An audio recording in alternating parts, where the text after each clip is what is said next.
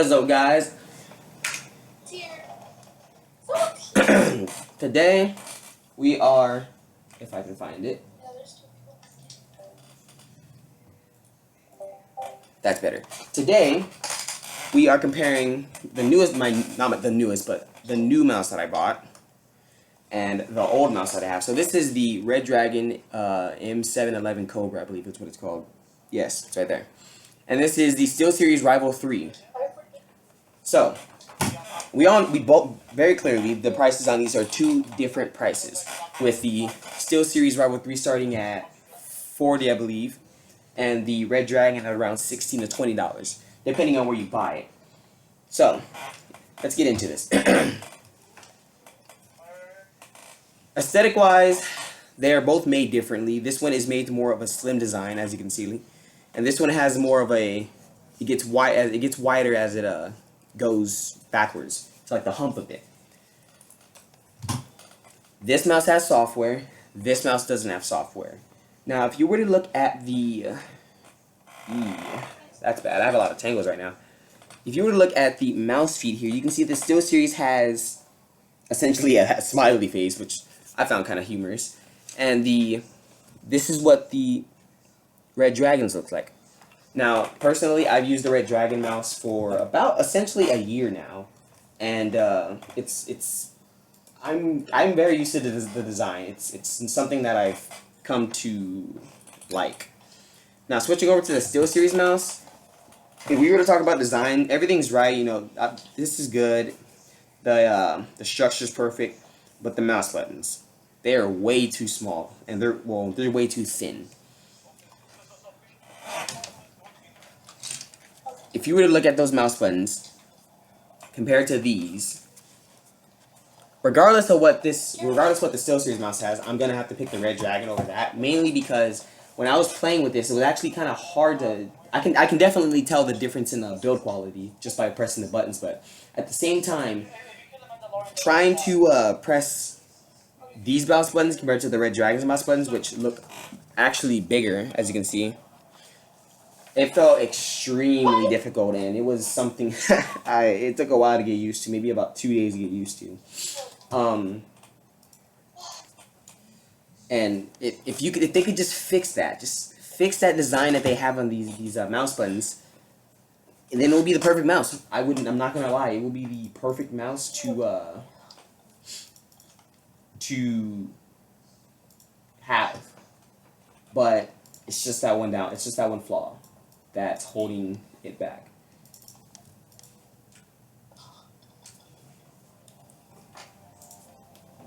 Okay. Moving on to the next section, software and which one doesn't have software. The Red Dragon mouse does not have software. The SteelSeries does have software that immediately downloads onto your computer as soon as you put the USB port into, and we're talking about the wired version here, so as soon as you put the cable, wired USB into your computer, it immediately downloads the software, and it asks you to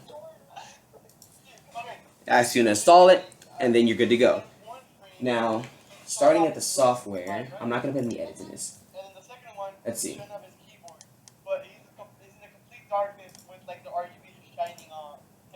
Okay, so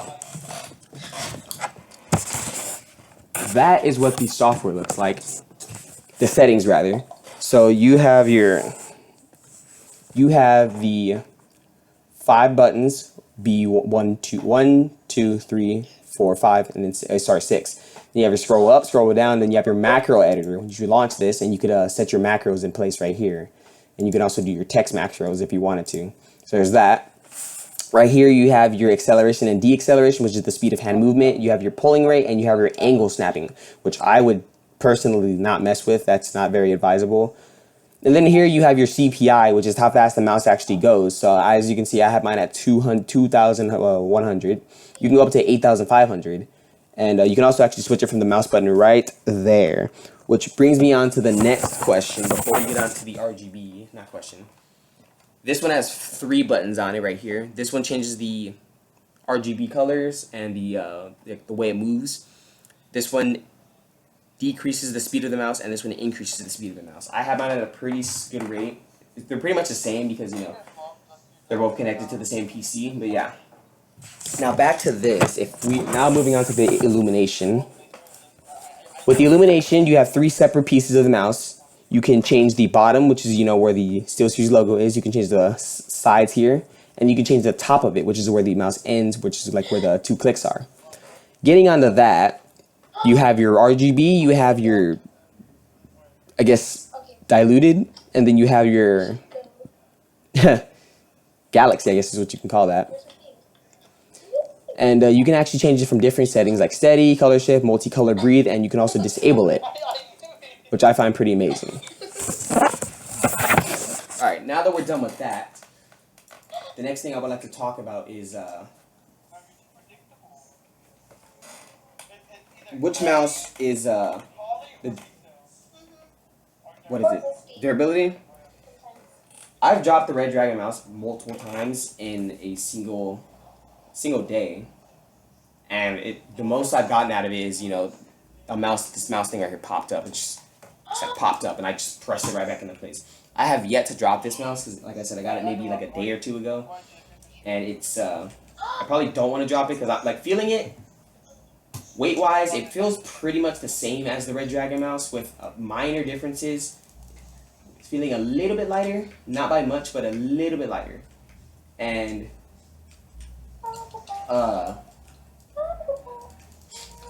that is one potential reason why I am afraid to drop this mouse, is because if I drop it, I'm afraid that it could potentially break, which I also find kind of hard to believe, because like I said, the build quality is amazing, with the only exception being, how light it is. But besides that, there's no problems with this mouse, just the mouse buttons and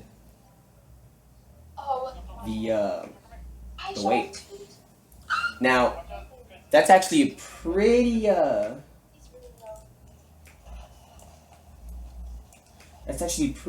amazing considering they didn't put any holes in it.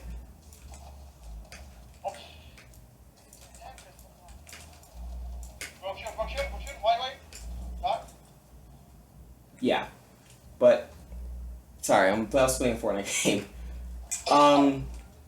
If I were to pick which mouse I'm going to use, I would definitely pick the SteelSeries over the Red Dragon, because I like the way it feels in my hand. I like the way that it's performing. It's a really great mouse in general. Only thing is the price, if you were to compare prices. But besides that, that's pretty much it.